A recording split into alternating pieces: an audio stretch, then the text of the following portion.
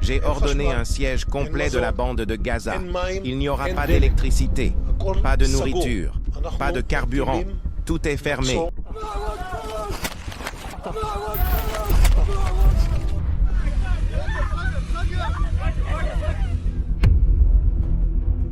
Nous combattons des animaux.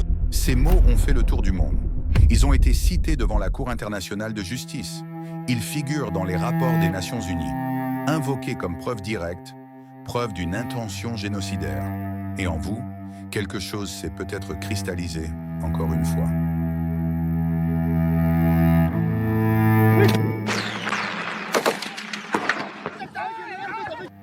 Et comme mon fils, il était assez intelligent, il a décidé de courir dans les toilettes de la plage avec ses deux copains et les deux soldats. Mais malheureusement, les terroristes les ont vus et ils ont fusillé mon fils.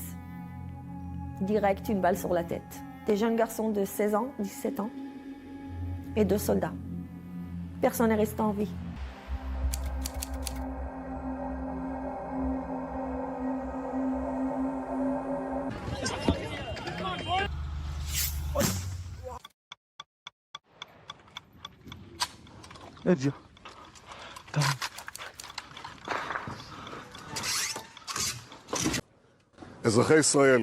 Citoyens d'Israël, nous sommes en guerre. Pas une opération, pas de simples accrochages, mais bien la guerre. Ce matin, le Hamas a lancé une attaque surprise meurtrière contre l'État d'Israël et ses citoyens. L'ennemi paiera un prix sans précédent. Le 7 octobre 2023, le matin du massacre. 1200 personnes tuées en quelques heures. 250 et un otage emmené sous terre. Le bilan le plus lourd pour le peuple juif depuis la Shoah. 48 heures plus tard, Galan prononce ces mots devant ses soldats avant qu'ils entrent à Gaza. Et ces mots traversent le monde jusqu'à La Haye. Voici la question que cet épisode va poser. Une déclaration, même celle-là, prononcée 48 heures après le pire massacre de l'histoire moderne d'Israël par un ministre de la Défense devant ses troupes, constitue-t-elle juridiquement une preuve d'intention génocidaire? Et si elle ne suffit pas seule, qu'est-ce qui suffit?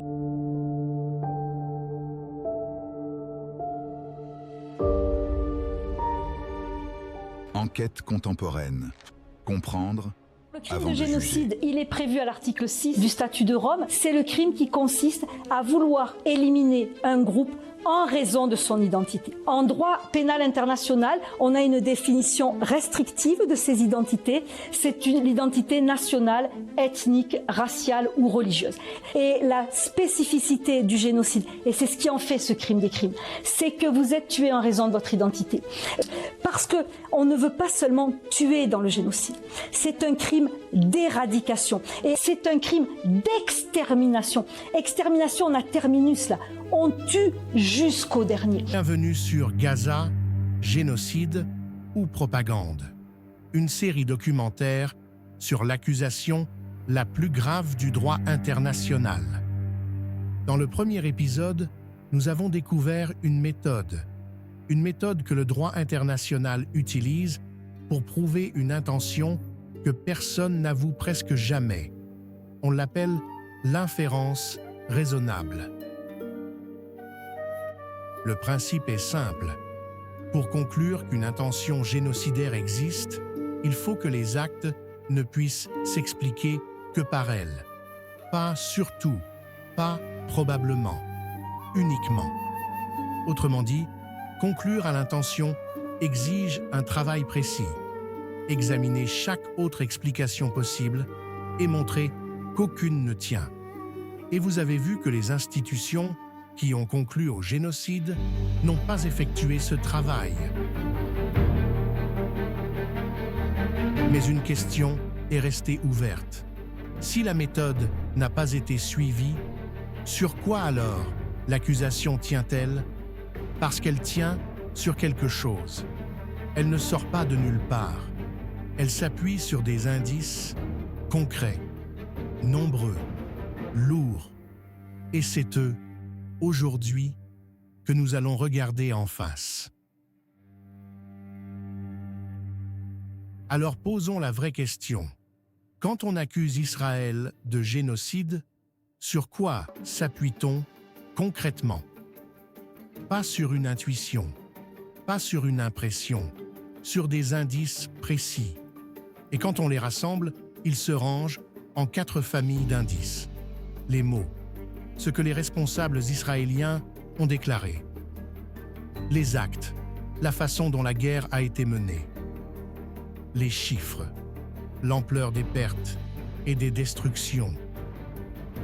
Et les images, ce que le monde entier a vu défiler. 4 familles d'indices. Prises ensemble, elles forment un dossier accablant. C'est sur lui que repose l'accusation. Alors, examinons ces indices, famille par famille. Commençons par les mots, parce que ce sont eux qui frappent le plus fort. Quand une guerre éclate, on scrute ce que disent les responsables. Et là, l'accusation trouve sa matière la plus lourde. Yoav Gallant, ministre de la Défense. Siège complet. Ni électricité, ni nourriture, ni carburant. Nous combattons des animaux. 3 phrases, et le monde entier les a entendues. Et il n'est pas le seul. D'autres responsables, dans les jours qui suivent le 7 octobre, emploient des mots terribles, des mots de feu, des mots de vengeance. Certains semblent désigner non pas des combattants, mais un territoire entier. Et tout cela a été consigné, cité devant la Cour internationale de justice, versé dans les rapports des Nations unies. Voilà pourquoi cette famille d'indices pèse si lourd. Parce que si l'intention génocidaire existe quelque part, elle devrait se trouver là, dans la bouche de ceux qui décident. Un dirigeant qui annonce ce qu'il veut faire, c'est la preuve la plus directe qui soit. Quittons les mots. Passons à ce qui a été fait. Parce qu'on peut toujours discuter une parole. Un acte, lui, laisse une trace. Et la trace, ici, est immense. Des quartiers entiers rasés. Des immeubles par milliers. Une bande de terre transformée en paysage de ruines. La façon dont cette guerre a été menée est au cœur de l'accusation. Parce qu'un niveau de destruction pareil, dit-on, ne ressemble pas à une guerre ordinaire. Et dans cette famille d'indices, un acte, plus que tout autre, a marqué les esprits. Les frappes sur les hôpitaux. One strike, then minutes later, another, killing rescuers and 5 journalists who rushed to document the carnage, why Israel calls it a tragic mishap. Israel's first fatal strike on Nasser Hospital sent medical staff scrambling as Palestinian reporters responded. It was the second hit, though, the so-called double tap, which proved even more deadly. Rescuers arriving to help those injured, journalists on a staircase they routinely use.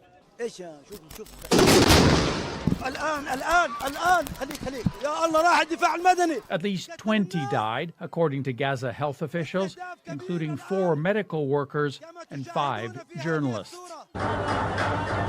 Israeli Prime Minister Benjamin Netanyahu calls it a tragic mishap, which Israel deeply regrets and promised an investigation. Si ces images frappent autant, c'est qu'un hôpital n'est pas une cible comme une autre. Le droit de la guerre le protège spécialement. On ne frappe pas un lieu de soins sans une raison impérieuse. Alors, quand des hôpitaux sont touchés, l'un après l'autre, l'accusation y voit le signe d'une guerre qui ne respecte plus aucune limite. et donc, peut-être, d'une intention qui dépasse la guerre.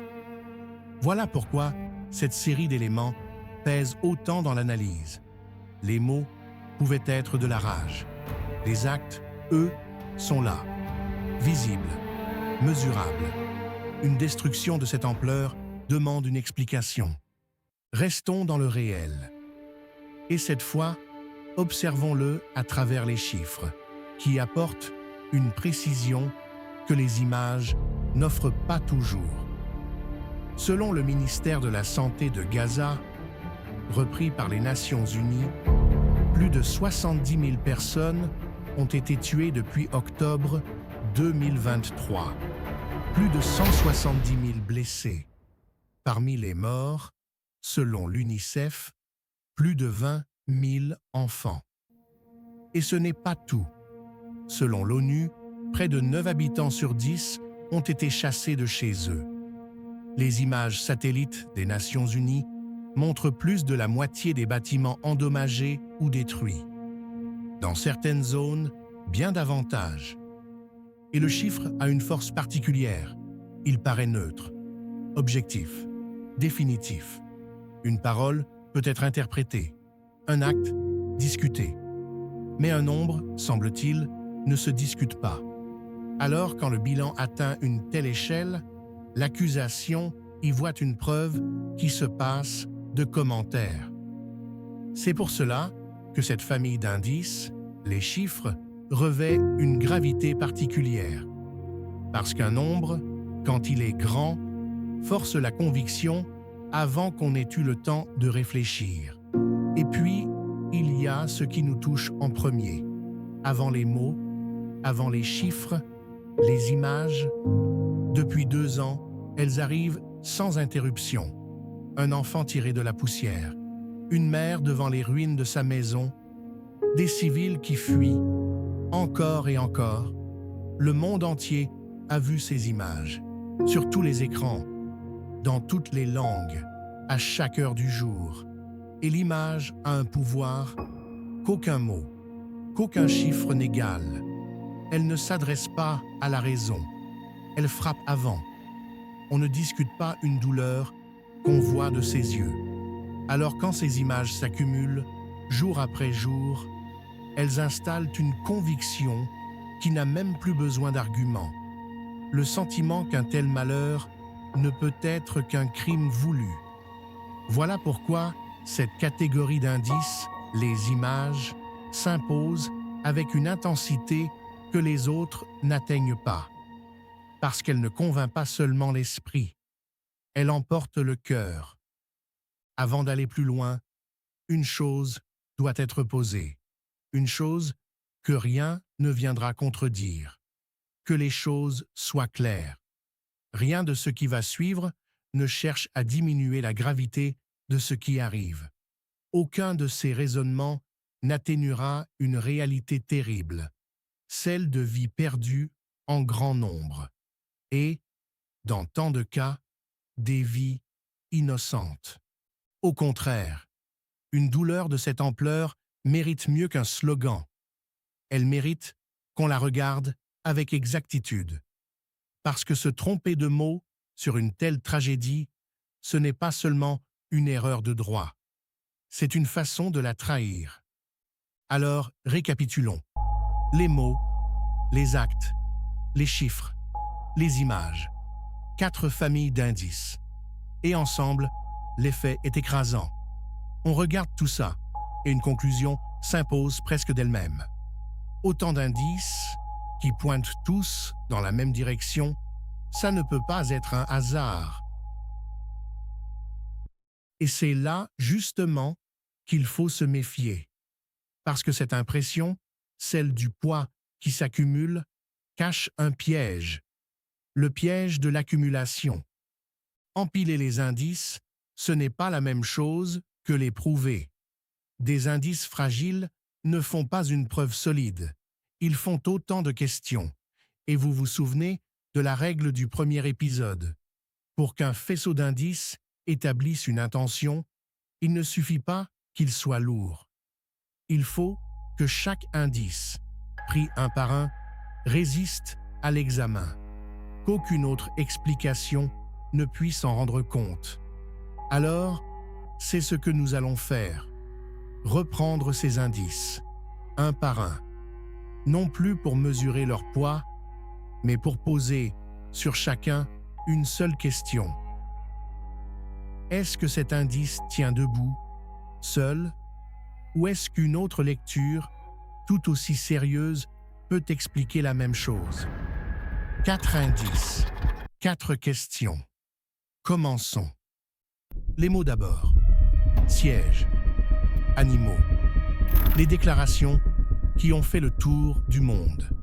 Elles sont accablantes, mais une question se pose.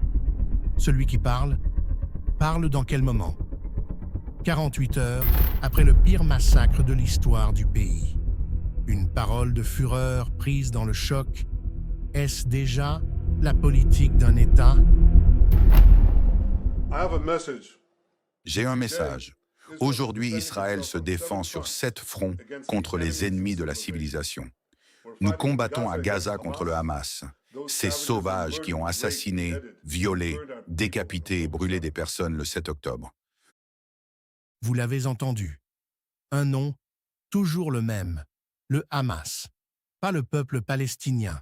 Alors ces mots, siège, animaux, la vengeance annoncée, ces mots terribles des premiers jours, ceux de la fureur et du choc, lancés au lendemain du 7 octobre.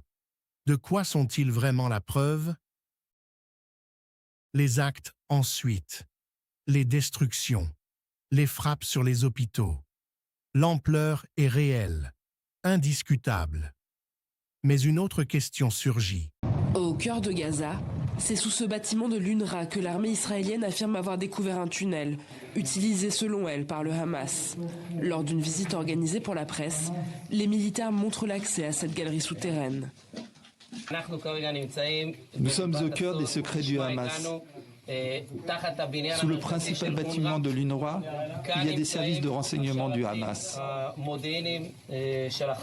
Selon l'armée israélienne, l'entrée du tunnel aurait été découverte au cours des opérations militaires menées dans la ville de Gaza ces dernières semaines.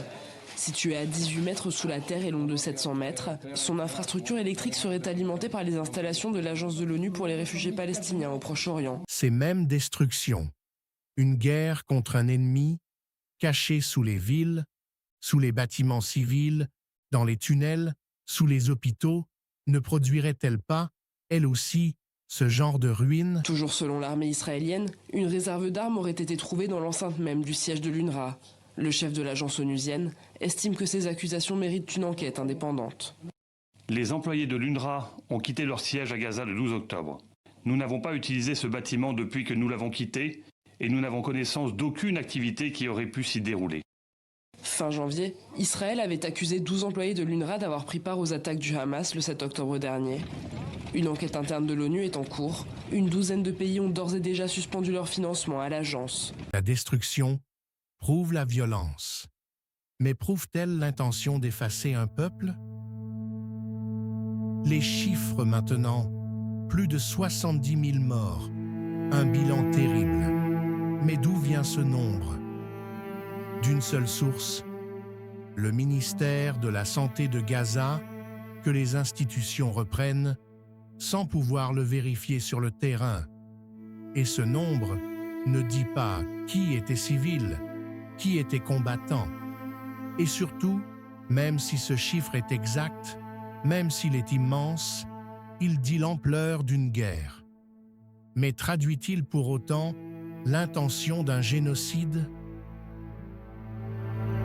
Les images enfin, l'enfant dans la poussière, la mère devant les ruines, elle bouleverse. Et c'est juste. Mais une image montre une douleur. Montre-t-elle pourquoi cette douleur a eu lieu? Qui l'a causée? Avec quelle intention? Une image dit le malheur. Elle ne dit pas le crime. Alors, arrêtons-nous un instant sur ce que nous venons de voir. 4 familles d'indices. Les plus lourdes, les plus citées, celles sur lesquelles repose l'accusation de génocide. Et chacune dès qu'on s'en approche, laisse apparaître une fissure. Attention, une fissure n'est pas un effondrement. Aucun de ces indices n'est écarté. Aucune de ces questions n'est tranchée. Elles sont seulement ouvertes. Et c'est précisément ça, le problème. Ces indices sont solides, si solides que ce qu'ils semblent dire n'est presque jamais questionné. On les regarde et la conclusion paraît aller de soi. Mais on vient de le voir. Dès qu'on les approche, chacun soulève une question qui pourrait changer ce qu'ils signifient vraiment. Et alors, une question terrible surgit. Celle que, d'habitude, personne ne pense à poser. Et si le fondement de l'accusation de génocide était plus fragile qu'on ne le croit? Cette question, nous n'allons pas l'esquiver. Nous allons prendre ces indices, un par un, et faire le travail que la méthode exige. Chercher si une autre explication tient. Ou si, cette fois, il n'en reste aucune. Le vrai travail commence maintenant. Si vous voulez voir ce que donne cet examen, indice par indice, sans rien esquiver, suivez cette enquête. Abonnez-vous, activez la cloche, parce que ce qui vient ensuite ne va épargner aucun de ces indices, et certains ne résisteront peut-être pas.